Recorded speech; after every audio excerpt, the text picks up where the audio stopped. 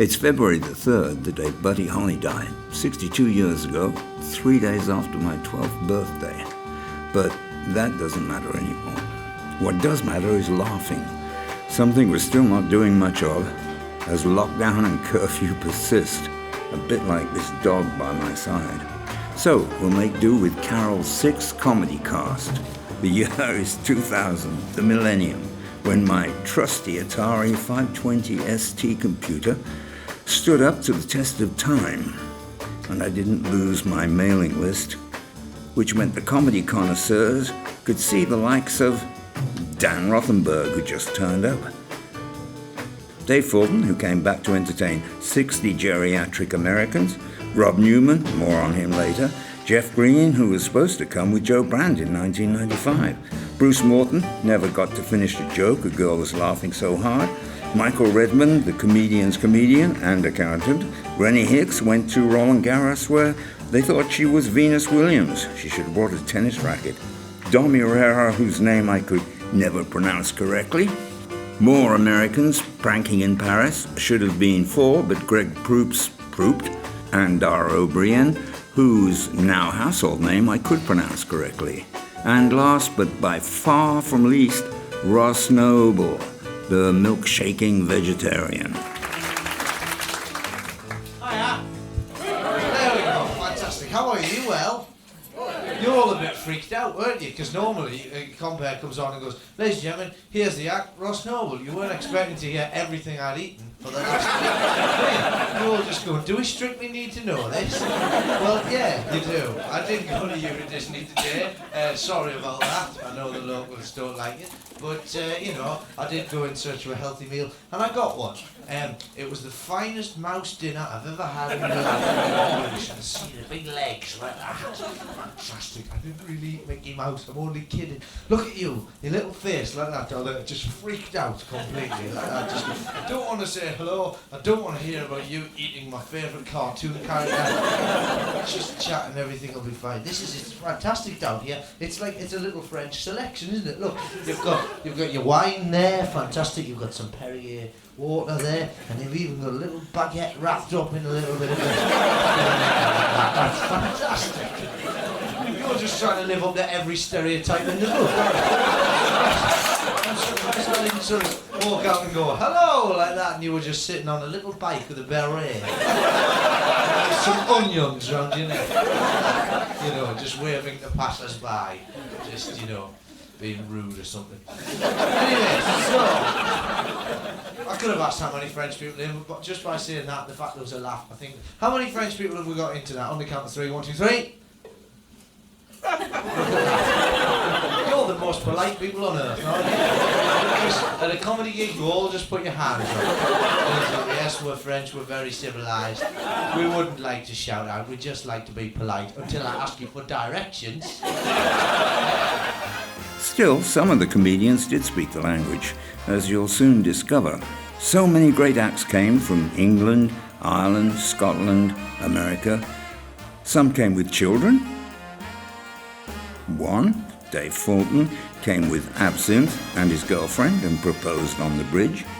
Dara O'Brien, he came with his memories of studying in Paris.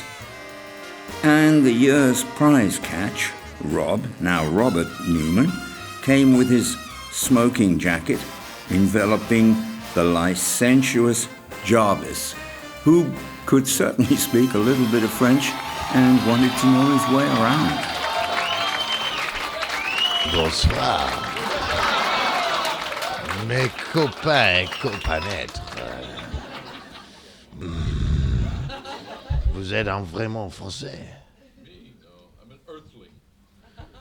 Oh, you're trying to play with my mind. My dear friend, that is a game you can only lose.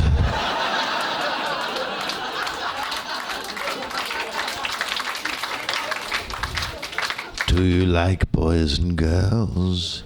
It's confusing these days. Hello, space boy. Et vous êtes un petit couple. No, just friends. I have used that line many times. I applaud you on your excellent use of lies, sir. Tell me, what is the red light district de Paris called? Pigalle. De Gaulle.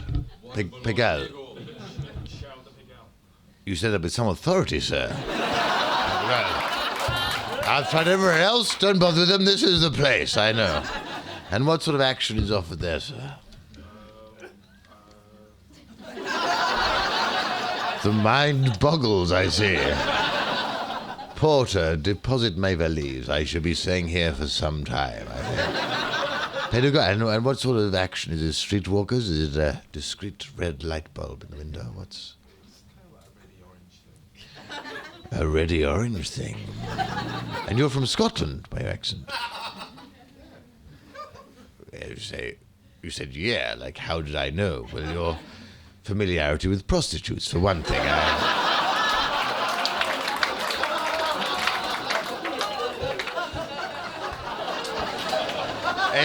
Où sont où? Where else? In this dirty Moulin Rouge Folie Bergère city of decadence. And Jean-Paul Sartre rolling around in his own shit because he couldn't commit suicide. City.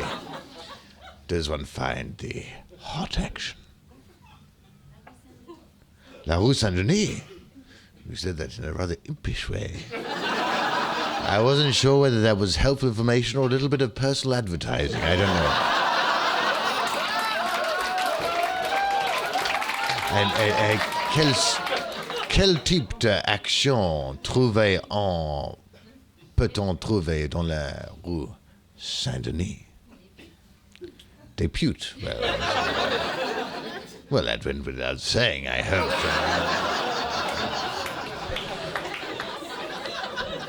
No, but I shouldn't say this. I shouldn't say this. Are you gonna give us some? Are you gonna be a good pasting? Oh God. I shouldn't. This is my night, I feel.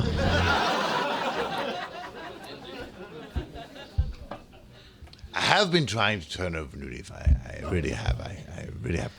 I developed an innocent interest in antiques.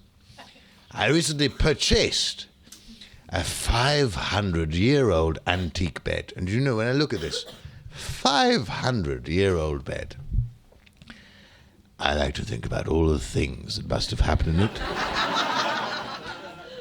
Whole families slept there together. People gave birth in the bed, had abortions in the bed, died in the bed. Honeymoon couples slept there together.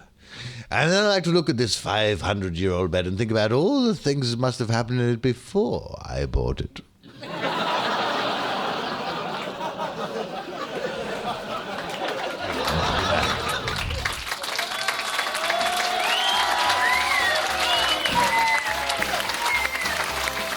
Stick around in a month's time. It's February. It's shorter than usual, only 27 days. And we'll be taking a look and listen to 2001. Quite a year. Au revoir.